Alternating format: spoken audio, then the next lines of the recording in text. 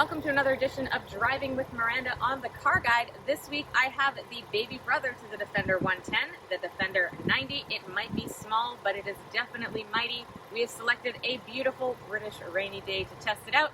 Let's go for a drive. Driving the Defender 90 is pretty much the same as driving the Defender 110. So I had the big boy this past winter, so the four-door, larger, full-size Defender, the 110. This, of course, is the two-door, the little brother to the 110, which is why it's called the 90. It dictates the wheelbase, so the length of it, so the 110 was long, 90 shorter. You get the idea.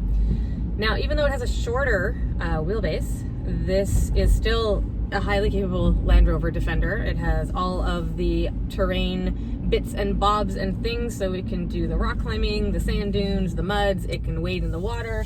It can take you up a hill like this, bring you down a hill like this. It has all of those Land Rover abilities, even though it is a little bit smaller. And what's interesting is that actually, and I'll talk about this when I speak about the exterior, everything has stayed the same in terms of like size and dimensions, except they just kind of like sliced the back end off. So the front door is the same size as the regular Defender door, and then you just don't have a door on the back, which truthfully isn't that convenient, and it becomes a little bit difficult for the rear seat passenger because of the height of the vehicle as well. Now I can put it in access height, which I do when I get in and out because of my size, and for my son as well. When he was getting in and out, it was a little bit difficult because of the height of the vehicle, even in access mode. And then the door is very heavy, so once he's in, unless I wait for him to be able to close the door from the back seat, becomes a little bit more challenging. Of course, in terms of space back there, there's plenty. Like, he could stand up, obviously not fully there, but he could pretty much extend his back. There's a really nice moonroof. You've got the added extra, you can see just here, there's these little window strips in the back as well, which add even more light back there. And of course the big square windows, so it's nice and airy back there. But that aside, let's talk about the drive. So this is the P400, so the Defender 90 P400. So I have the 3-liter inline 6, I have a supercharger, turbocharger, and I've got a lithium-ion battery hiding in there somewhere. So it's a good combination of all the things. I have 395 horsepower, and I have 406 pound-foot of torque, and I have an 8-speed automatic transmission with all-wheel drive, obviously. I don't find this drives any differently than the big 110. There are instances where it feels a little bit lighter. The turning radius feels better on this.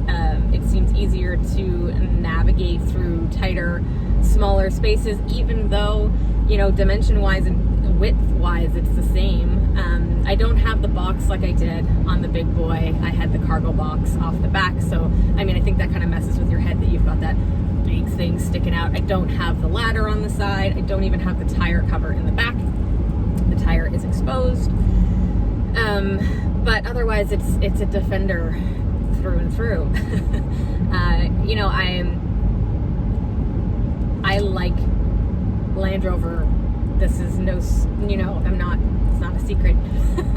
Anybody who's followed my work over the years, anybody who's seen my other videos, you realize that, yes, I have a bit of a soft spot for them.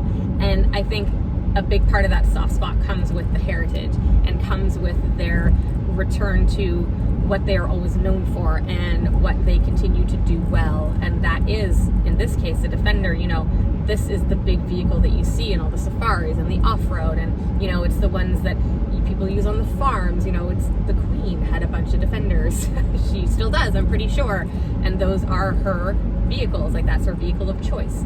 And there's a reason for that. Now, of course, this is kind of leagues above that original 70s, 80s, 90s era Defender in terms of luxury and interior amenities. The older generations are, you know, aluminum body, they're heavy, they're truck feeling, not super comfortable when you're off-roading. This is not that. It is definitely an improvement over the older generation, but it still holds true to that off-road heritage. And that's what I love about Land Rover and their products, is that no matter what, no matter how much luxury they add, how many gadgets and cameras and screens and touch whatevers, they always hark back to the fact that this vehicle can do anything in any weather condition on any road surface, and it's going to do it well. And I have yet to meet a Land Rover that wasn't able to get through something. I have not heard about one having to be pulled out of any situation. So to me, that rings true to them, always going back to that heritage and that history that's so important to them. In terms of fuel economy, which, by the way, is not found in the gauge cluster, it is over here in the onboard HMI system, which is lovely, by the way. And I'll talk about it a bit more when I talk about the interior. The display screen is beautifully designed. I love the colors. It is modern. It is fairly simple to figure out. All of the symbols make sense. It is well laid out. So if you want to know your fuel economy, you simply have to select your eco status, I believe was the button. And I'm averaging 12, right now it just dropped to 12 liters per 100 kilometers. Which, you know what, for a 3-liter inline 6 supercharged, turbocharged engine on a big heavy car, not that bad. Obviously, I could be doing better if I was doing more highway driving. But like I said, it was a lot of stop and go this week. So really, driving the Defender 90 feels very much like the Defender 110. Obviously, just a little bit lighter, a little bit more nimble, I guess, on its tires. But in terms of capability and what it can do, this thing is just as ready to tackle all the things as its big brother. And you're just going to have a little bit less trunk space, and you're going to have a little bit of a harder time getting in and out. But other than that, this is a Defender through and through. And if you don't need the big boy, if you're happy with the 2-door, then this is definitely worth checking out. When it comes to the interior of the Land Rover Defender, honestly, you know what? They've managed to mix a level of luxury with kind of like ruggedness that I didn't think was possible. You know, I've been inside the FJ Cruiser, Toyota, the Wrangler, the G-Wagon, and they always kind of seemed a little bit rough to me. A little bit lowbrow, if you will. But somehow, Defender, Land Rover, have made this vehicle feel really classy and upscale, and yet super functional. And like you could wipe down all the surfaces and like it would be okay if you filled it with mud.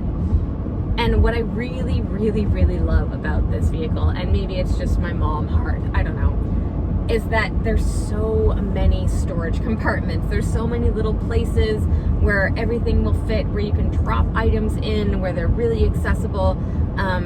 It's just practical. It's just really, really practical. And then of course, you know, down here I have my USB cord, I have my charge pad in the middle, and then in the armrest, I actually have a cooler. So if you do find yourself in an off-road situation and you want to keep water in here, you can set your armrest to be a fridge and keep everything nice and cool, which is super fantastic. This steering wheel, absolutely amazing. You've got these ceramic inserts here that I absolutely love. It is super comfortable to grip onto for your off-road. You've got a nice, solid, big section here at 9 and 3, which is perfect. Keep those thumbs out. You want to stay safe when you're off-roading. And just everything about this interior, the exposed bolts and nuts, it's manly, it's rugged, it is in your face, but in a good way. The Defender written across the dash here in front of the passenger, perfect. The big seats, everything's really comfortable.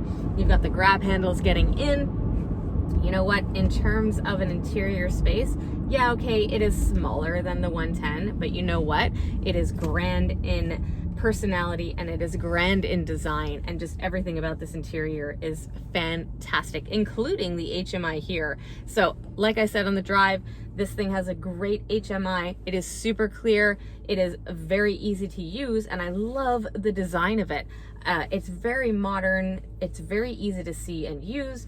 And again, the big digital gauge cluster here, you can switch it up so you can have nav on one side, you can have vehicle information on the other, or what you're playing and for entertainment. It's up to you. It is really customizable. And just, again, the whole interior, comfortable and meant to be luxurious and yet practical. Well guys, that's been it for me and the Defender 90. As you can see, it is more than capable of handling itself, especially around my parents' farm. From its stylish looks to its harking back to its heritage, to its performance in any and every terrain. Honestly, the only con about this is that I can't afford to own one. Hope to see you guys back next week. As always, if you have any questions or comments, you can hit me up at Miss Miranda L on Twitter or Instagram, Miranda Lightstone on Facebook.com. And of course, you can drop a comment below. I will do my best to answer them. Thanks again, guys, and I will see you back next week.